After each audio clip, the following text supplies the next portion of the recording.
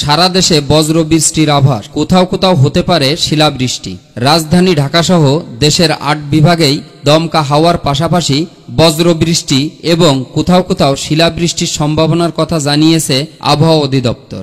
আজ সন্ধ্যা ৬টা পর্যন্ত আবহাওয়া পূর্বাভাসে এসব কথা জানিয়েছে অধিদপ্তর।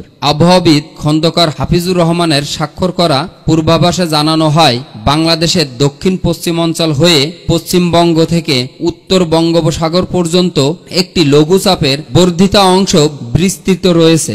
এর প্রভাবে রংপুর, রাজশাহী, খুলনা, ময়মনসিংহ ও সিলেট বিভাগের কিছু কিছু জায়গায় এবং ঢাকা, বরিশাল ও চট্টগ্রাম বিভাগের ২-১ জায়গায় অস্থায়ীভাবে দমকা হাওয়াসহ বৃষ্টি অথবা বজ্রসহ বৃষ্টি হতে পারে। দেশের কোথাও কোথাও বিক্ষিপ্তভাবে শিলাবৃষ্টি হতে পারে। এদিন সারা দেশে দিন ও রাতের তাপমাত্রা প্রায় একই মাত্রায় থাকবে বলে পূর্বাভাসে উল্লেখ করা হয়। আগামীকাল আবহাওয়ার এ ধারা অব্যাহত থাকতে পারে। সেদিন রংপুর, রাজশাহী, ঢাকা, ময়মনসিংহ, খুলনা, বরিশাল ও সিলেট বিভাগের কিছু কিছু জায়গায় এবং চট্টগ্রাম বিভাগের ২-১ জায়গায় অস্থায়ী দমকা হাওয়ার সঙ্গে বজ্রবৃষ্টি অথবা বিদ্যুৎ চমকানো বৃষ্টির সম্ভাবনা রয়েছে।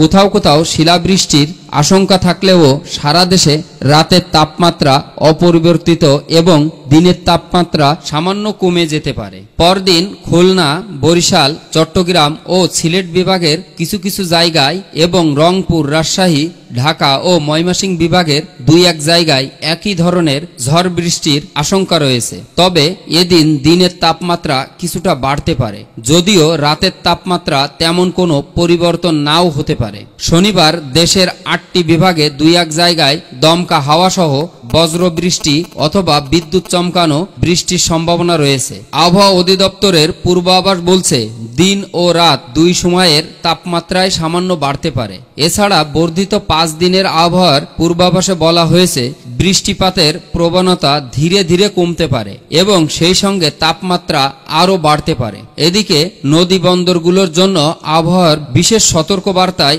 আবহাওয়াবিদ শাহজাহান সুলতানা জানিয়েছেন, দিবাগত রাত ১টার মধ্যে দেশের বিভিন্ন অঞ্চল যেমন টাঙ্গাইল, রাজশাহী, পাবনা, বগুড়া, পটুয়াখালী, কুমিল্লা, নোয়াখালী, চট্টগ্রাম, কক্সবাজার, ময়মনসিংহ ও সিলেট অঞ্চলের উপর দিয়ে পশ্চিম অথবা উত্তর পশ্চিম দিক থেকে ঘন্টায় ৪৫ থেকে ৬০ কিলোমিটার বেগে দমকা বা ঝোড়ো হাওয়াসহ বৃষ্টি বা বজ্রবৃষ্টি বয়ে যেতে পারে।